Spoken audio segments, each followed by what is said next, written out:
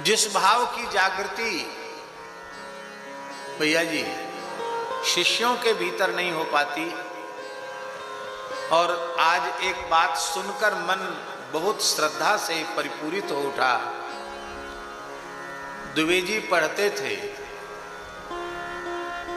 और उस काल में उन्होंने कादम्बनी पत्रिका में अनेक महापुरुषों के नाम पढ़े, उनके बारे में कुछ कुछ पढ़ा।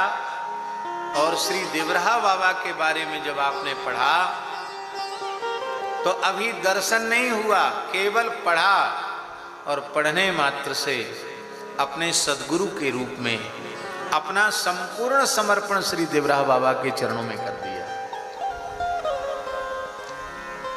प्रत्यक्ष दर्शन नहीं हो पाया और दर्शन का योग बने उसके पहले ही पूज्य देवराहा बाबा श्री ठाकुर जी की नित्य सन्निधि में पहुंच गए। लेकिन उस पार बाबा के मंगलमयी समाधि का दर्शन करके, बाबा के विग्रह का दर्शन करके और बाबा को ही अपने गुरु के रूप में स्वीकार किया।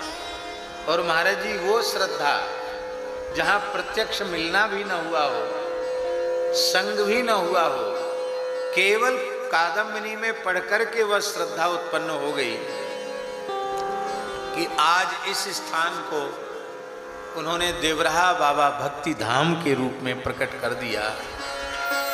हम प्रार्थना करते हैं ठाकुर जी श्री जी से ऐसी ही गुरुनिष्ठा हम लोगों के भीतर आवे। महाराज जी वेद में लिखा है आचार्यवान पुरुषो वेद।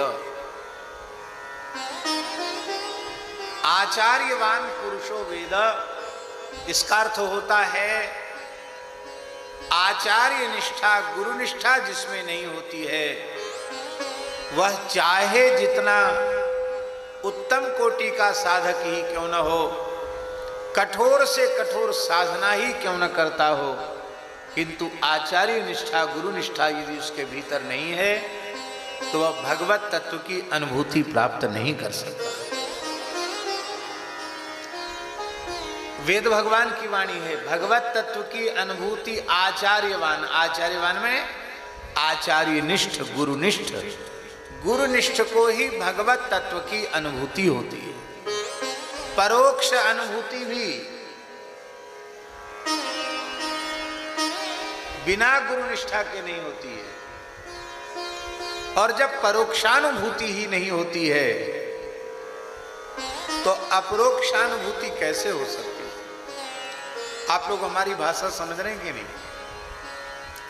परोक्षानुभूति किसको कहते हैं? हमने प्रत्यक्ष देखा नहीं, अनुभव नहीं किया, लेकिन किसी प्रामाणिक महापुरुष की वाणी से सुना अथवा किसी आर्ष सद्ग्रंथ में पढ़ा तो हमने उस पर विश्वास कर लिया। भले ही हम प्रत्यक्ष अनुभव नहीं कर सके, पर आचार्य संतों की वाणी से, गुरुजनों की वाणी से सुना और गीता, भागवत, रामायण, भक्तमाल आदि के माध्यम से पढ़ा या सत्संग के रूप में सुना तो सुन करके हमने विश्वास कर लिया भगवान की भगवत्ता पर कि भगवान सर्वगत, सर्वरूप, सर्वमय हैं। इसको कहते हैं परोक्षानुभूति, जो ग्रंथ के माध्यम से होती है, सत्संग के माध्यम से होती है। और अपरोक्षानुभूति इसको कहते हैं जहां अपलक नेत्रों से नित्य विहार का दर्शन होता है, भाव समाधि में पलक भी नहीं गिरते। श्री स्वामी हरिदास जी, श्री स्वामी अग्रदेवाचार्य जी, श्री गोस्वामी तुलसीदास जी, ऐसे संतों को जो अनुभूति प्राप्त होती है उसको कहते अपरोक्षानुभूति। इसी कलिकाल में नामदेव जी महाराज को 56 बार भगवत साक्षात्कार हुआ।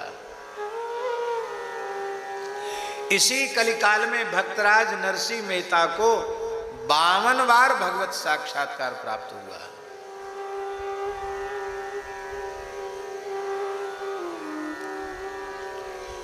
इसी कलिकाल में कितने महापुरुष सदेह निकुंज पधारे।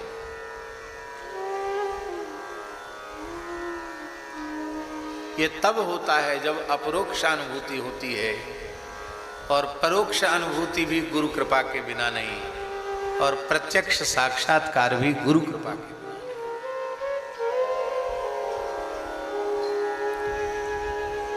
इसलिए साधक की पूंजी है आचार्य निष्ठा, साधक की पूंजी है गुरु निष्ठा।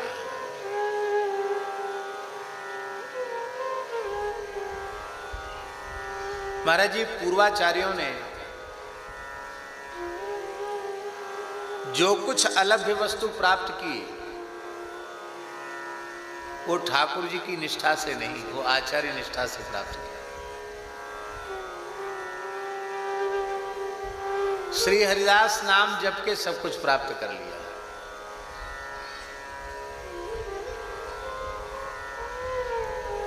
हमारे यहां रेवासा पीठ का एक ग्रंथ है, श्री रसकांति लताजू का, महान पूर्वाचार्य हुए हैं रसकांति लताजू, उनका लिखित ग्रंथ है। उसमें महाराज जी उन्होंने कहा कि आप इस श्री सीताराम जी की नित्य विहार की, नित्य रास की मधुरोपासना का अनुभव करना चाहते हैं तो कुछ मत करो। इस तरह के निष्ठा के 100 छंद लिखे उन्होंने। केवल श्री अग्रदास नाम का जप करो। श्री पिय प्यारी अवध बिहारी जय जय श्री अग्रदास दुलारी, और फिर अग्रदास दुलारी सब कुछ कर देंगे, तुमको कुछ करने की आवश्यकता नहीं। इसके मूल में क्या है? इसके मूल में केवल आचार्य निष्ठा है। हमारे वृंदावन के राधा वल्लभ संप्रदाय के श्री हित दामोदर दास जी ने, जिन्होंने हरिवंश महाप्रभु का प्रत्यक्ष दर्शन नहीं किया था, गुरु रूप में उन्हें स्वीकार कर लिया था, और वो शिष्य बनना चाहते थे, वृंदावन आना चाहते थे, उसके पूर्व ही सूचना प्राप्त हुई कि श्री हरिवंश महाप्रभु तो सदैव निकुंज पधार गए।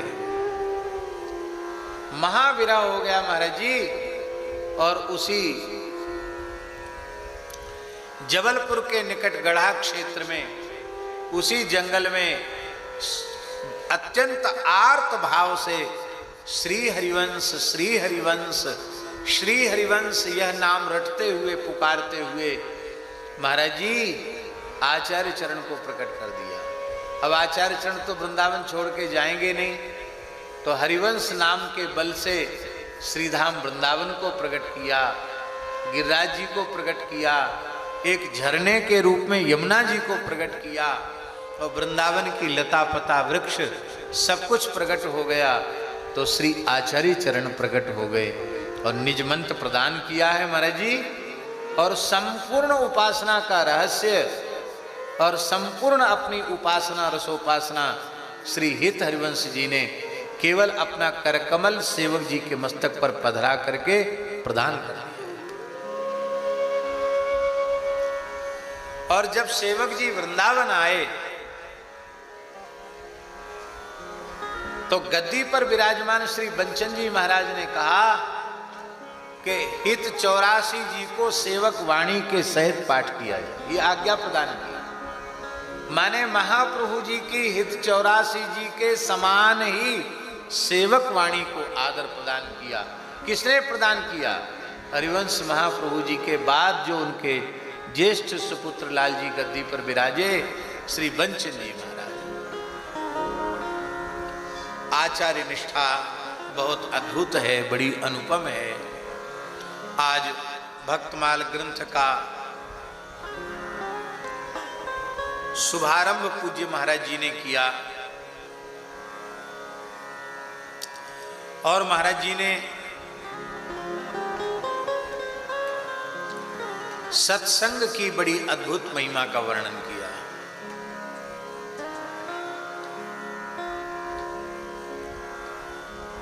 प्रियादास जी महाराज का जो एक भाव है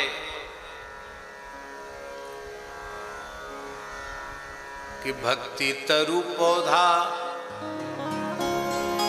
ताहि विघ्न डर चेरी हूँ को,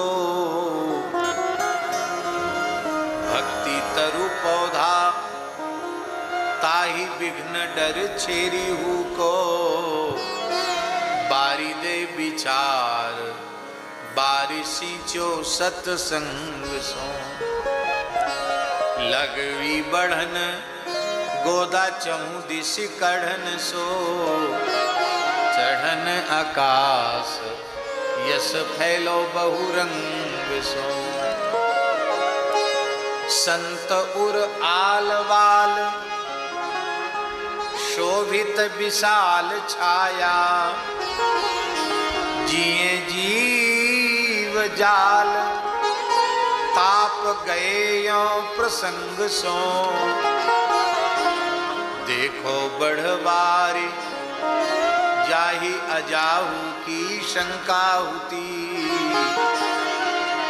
ताही पेड़ बांधे झूमे हाथी जीते जंग सो, ताही पेड़ बांधे झूमे हाथी जीते जंग सो, ताही पेड़ बांधे झूमे हाथी जीते जंग सो।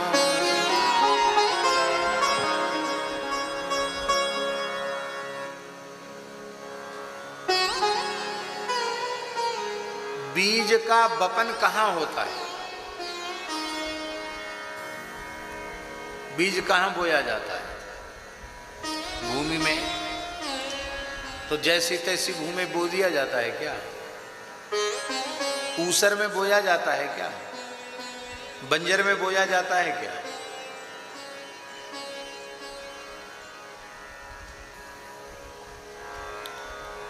भट्ठी के भूभर में गरम गरम कोयला राख जहाँ है उसमें बीज डालोगे तो भुन जाएगा, अंकुरित होगा क्या? पत्थर पर डाल दोगे तो उगेगा क्या?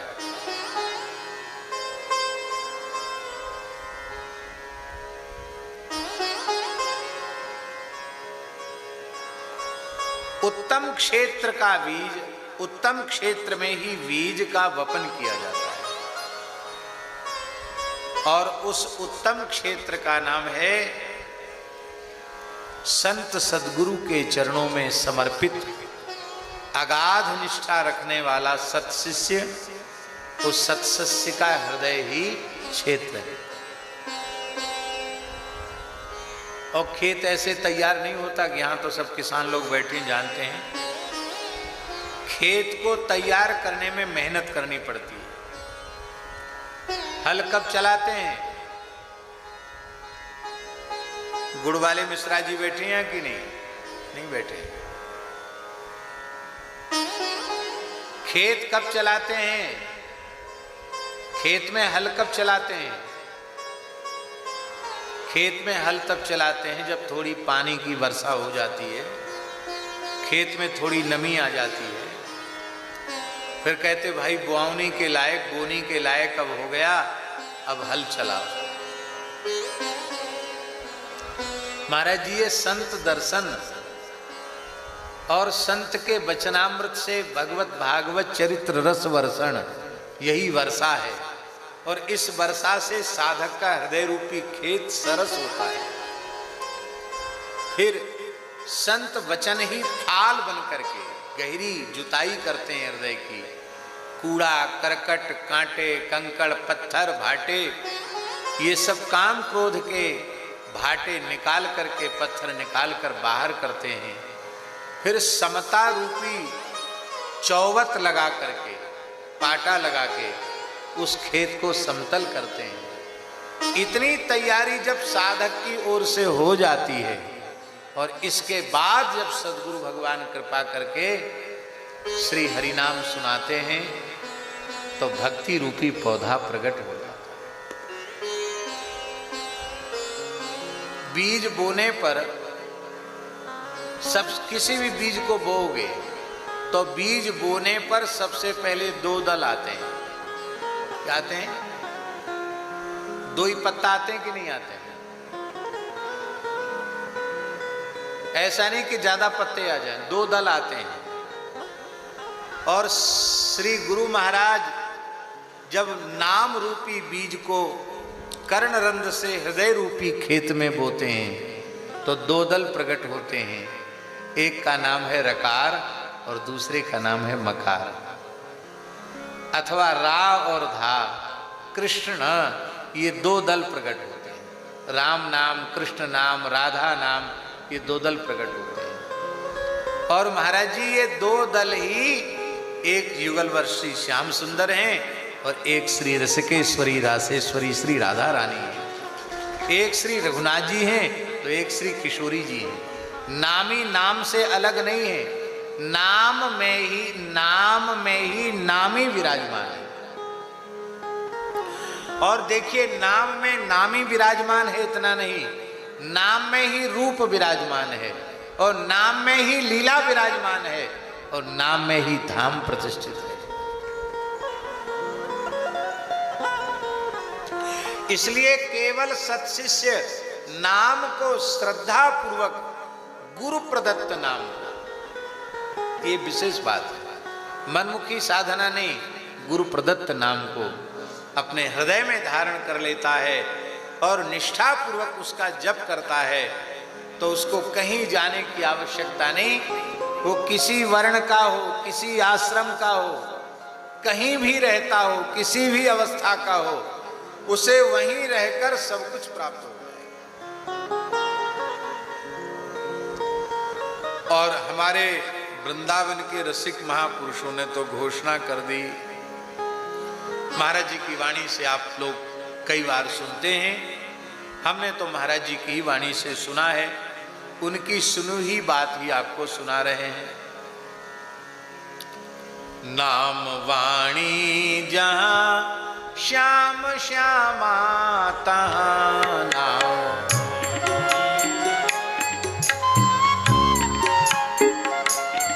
नाम वाणी जहां श्याम श्यामा तहां, नाम वाणी जहां श्याम श्यामा, नाम वाणी जहां श्याम श्यामा तहां, नाम वाणी जहां श्याम श्यामा, नाम वाणी निकट श्याम श्यामा प्रकट, नाम वाणी श्याम श्यामा प्रकट, नाम वाणी निकट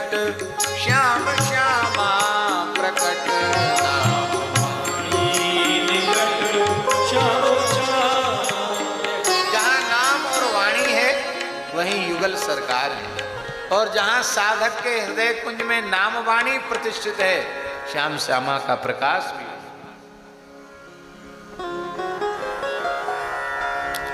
स्वामी जी के चरित्र में जुगल नाम सोने जपत नीत कुंज बिहारी, जुगल नाम सोने जपत नीत कुंज बिहारी, अवलोकत रहे के सखी सुख के अधिकारी, अवलोकत रहे के लिए सखी सुख के अधिकारी, अवलोकत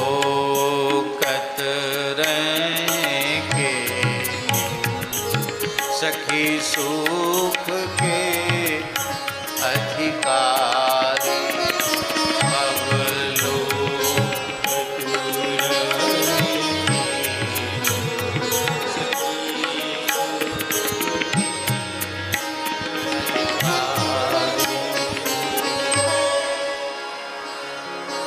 ये हम बता रहे हैं, नाम से ही वहां तक की गति है।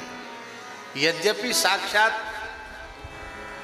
यूथेश्वरी सर्वेश्वरी श्री ललिता जी हैं, लेकिन हम लोगों को सीख देनी है ना अपने चरित्र के माध्यम से। तो जुगल नाम सोने जपत नित कुंज बिहारी। और इसका फल क्या है? अवलोकत रहे केली सखी सुख के अधिकारी। अधिकारी का अर्थ वो अधिकारी नहीं, सखियों का जो सुख नित्य विहार है वो स्वामी जी के अधिकार की वस्तु है। वो जिसे देना चाहें उसे देंगे, जिसको नहीं देना चाहे नहीं देंगे। भैया ये जो भोंपू है इसको थोड़ा किनारे करो, हमको कुंज बिहारी जी का दर्शन नहीं होगा, दूर से ले ले। अवलोकत रहे केल सखी सुख के अधिकारी। और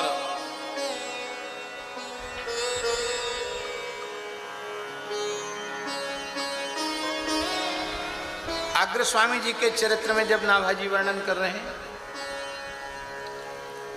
श्री अग्रदास हरि भजन बिना काल वृथा नहीं बीतयो।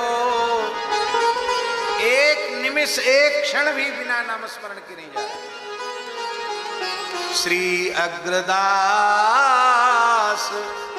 हरि भजन बिना काल वृथा नहीं बीतयो। सदाचार ज्यों संत प्राप्त जैसे करियाए। सेवा नित्य विहार की सेवा महल की टहल, सेवा सुमिरन सावधान। सेवा सुमिरन सावधान चरण राघव चित लाए। प्रसिद्ध बाग सो प्रीति सुहथ कृत करत निरंतर। निरंतर निकुंज की सेवा। और अब आगे की बात, रसना निर्मल नाम। रसना निर्मल नाम। ये नाम के आगे निर्मल विशेषण क्यों लगाया? हम लोग दूसरी चीज में मिलावट कर देते हैं। कथा कहेंगे तो उसमें मिलावट, लीला करेंगे तो उसमें भी मिलावट करते हैं। लीला कथा ध्यान सब में मिलावट करते हैं, पर कोई माई का लाल ऐसा पैदा नहीं हुआ जो नाम में मिलावट कर सके। ये तो एकदम शुद्ध सौदा है, खरा सौदा है। इसलिए रसना निर्मल नाम मनहु बरसत धाराधर।